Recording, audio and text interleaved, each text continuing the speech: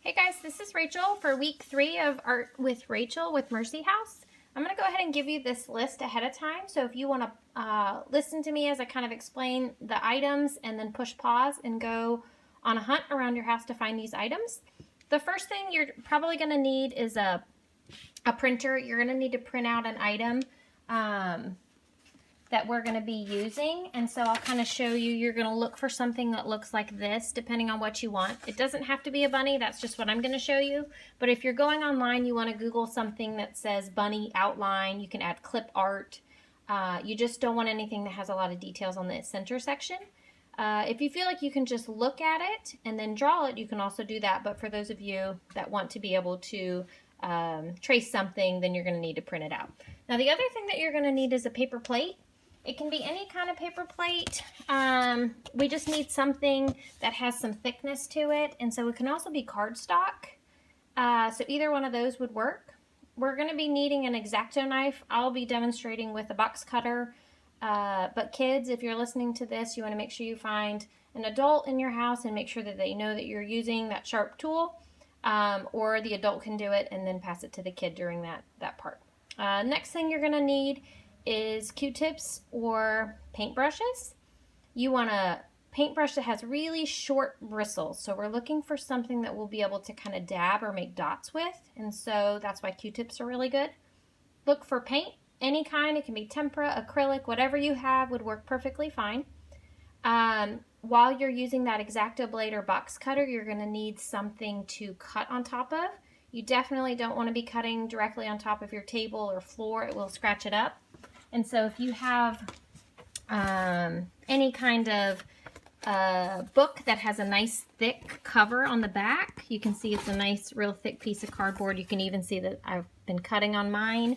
That's a good surface, or some of you moms may have those self-healing mats. Those would be perfect too.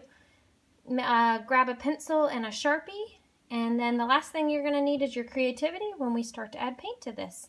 So go ahead and pause, and you want to find all your supplies and have them ready to go to start the video. Alright guys, we are going to get started. So I have found my outline that I'm going to use. It's this cute little bunny, super simple. So you're going to just get that. If you're using a paper plate, the one thing that you want to make sure of is that the actual bunny is not bigger than the paper plate, because that is not going to work. So what you're going to do is you're going to set the paper plate on top of the bunny. Now this doesn't make any sense to you right now because you can't see anything. So what I'm going to have you do is I'm going to have you pause this video, and I'm going to have you take your paper and I'm going to have you take your plate, and I'm going to have you set it up against a window, and you're going to see something really super cool is that you can actually see through your paper plate when you have a bright light behind it. So you're going to use your window or door, anything that you can kind of see through.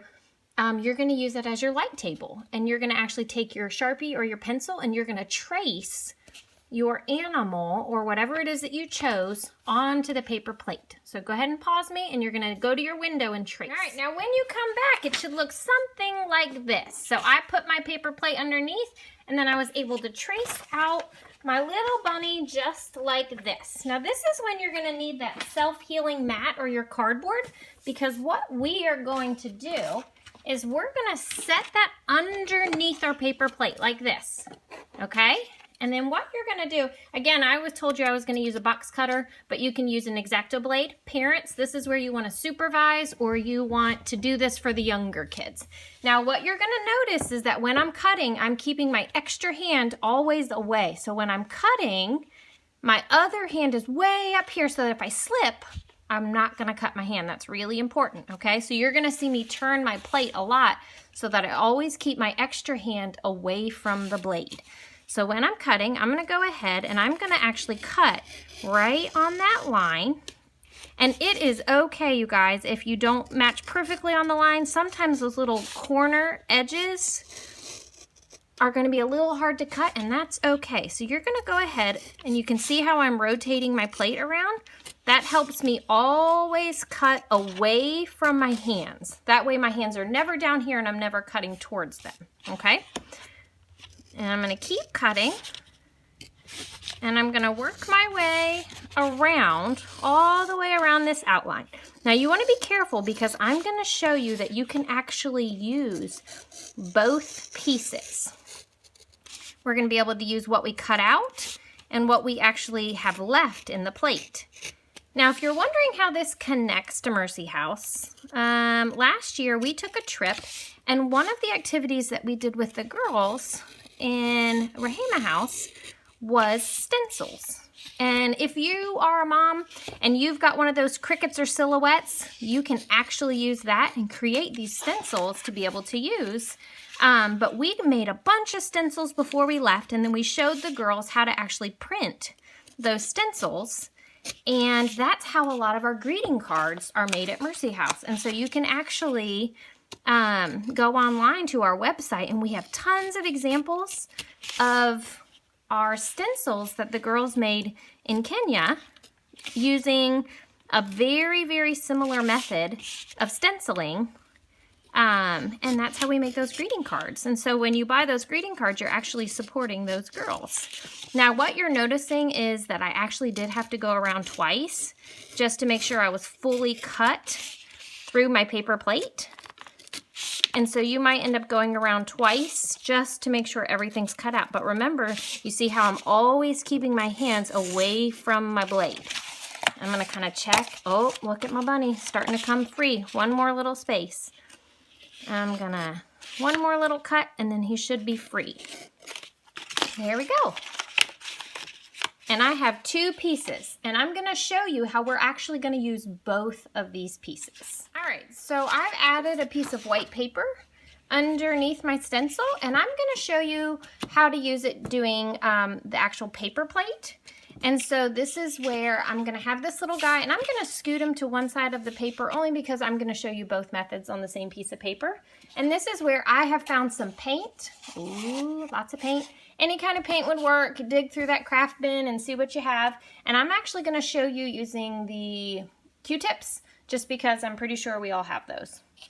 And what I'm gonna do is I'm gonna actually make dots. Now, the most important thing when you're doing this is that, I'm gonna put this little guy over here so I don't reach through my video, is that you don't move your plate. So your hand, I'm right-handed, so I'm gonna use my left hand and I'm gonna hold my plate in place. If the plate moves, then it's not gonna work. And I'm gonna do this whole bunny purple. So I dabbed my Q-tip, and I'm gonna actually dab.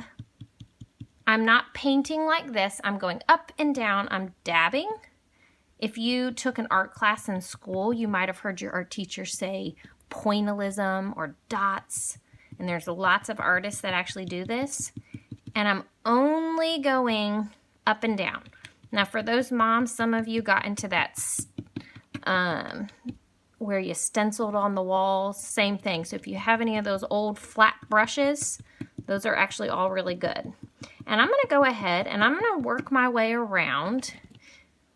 And I'm gonna, it's okay if you overlap your plate because you actually want to overlap so you can get a nice crisp edge. And I'm gonna go ahead and finish working on this and fill the whole. Now I've made my way all the way up to those ears, and I have not moved that left hand at all. That way I am holding it nice and tight. And remember, I'm only dabbing it up and down. I'm not doing any type of painting because when you paint, you might actually sneak your little Q-tip up under the edge, and then you'll lose your outline. So when you dab, you don't sneak up your either paintbrush or your Q-tip under it. So that's why we're always dabbing. Kind of make any last little areas, make sure you fill it in. Now I'm doing mine all one color, but you can do yours lots of colors. That's totally up to you. So you can get as creative as you want with this. And so there's this, and then I'm gonna show you when I peel up, what do I have is my bunny. And the cool thing is I can actually wait for this purple paint to dry, and I can redo this over and over and reuse my stencil a bunch of times. So you could maybe make some cards for family members, or you can make something and you can sign it and you can sell it. That would be pretty awesome. Do a fundraiser for Mercy House. That would be pretty cool. And you could sell your prints and say that you learned this on our art camp. And so now what I'm gonna do is I'm gonna actually slide my paper over and I'm gonna show you, remember we had this little part and that's the outline from what we cut out. Well, there's another way that you can actually use it so you have both. Now I'm gonna get a clean Q-tip, okay, because I don't want purple in this one, but the same thing applies when you're using this one. You're definitely gonna need to make sure that you hold your bunny in place. Now what I'm gonna do with this one is I'm gonna use some pink, and I might use 2 colors, and I'm gonna show you how we're gonna get a little bit more creative. And I'm gonna start, and I'm actually gonna dot this going out. And I'm gonna leave a little space, and I'm gonna go through this whole thing, and I'm gonna do some dots pink, and then I'm gonna do some dots yellow. Now, do you guys notice how it's the opposite of what we did before? So on the other one, we were making our bunny an actual color, but now what we're gonna be doing is we're gonna be making the area around the bunny a color, but the actual bunny is gonna be white. And so I'm gonna work my way through here, and I'm gonna do this kind of all the way across, and I'm gonna do this all with pink, and then I'm gonna switch, and I'm gonna add my other color in, and we're gonna see what this looks like when I peel this off. I'm gonna finish this up and then we'll show you what it looks like. So now you're gonna see I've actually added my second color in. I really like that purple. And so I went ahead and I'm just adding that purple stripe right in the center. Remember, I'm dabbing, especially when I am near my outline, because we don't want it to pop up. If it pops up, then you might get paint underneath there and then it won't have a crisp edge. And so you're gonna see me kind of move my fingers around to make sure that I don't do that. And so I'm gonna scoop my finger a little closer and get that last little section. Now before I peel it off, I'm gonna kind of move my fingers out and I'm gonna look and see if there's anywhere in here, like right here, it looks like I didn't get close enough, so I'm gonna go back in there with my purple and I'm gonna double check all of my spots to make sure that I filled it in. Now what you're gonna see, remember, is we're gonna have a crisp edge when I peel up my outline. We're gonna peel it up and now we have the opposite. So this is when we use this part, and then this other one here is when we use this part. So you'll be able to use both of them. Now you can make Easter shirts out of this. You can find any kind of designs or patterns that you want, and you can be super creative with this. We would love to see what you guys are coming up with, so don't forget to share what you guys do. And I can't wait to see you guys next week. Remember, if you're looking for how Mercy House is using this method or how we used it at the art camp, don't forget to check out the greeting cards. It's called the Sana greeting card collection, and there's going to be lots of different examples in there of how we use stenciling with the girls. Thanks again, and can't wait to see you guys next week.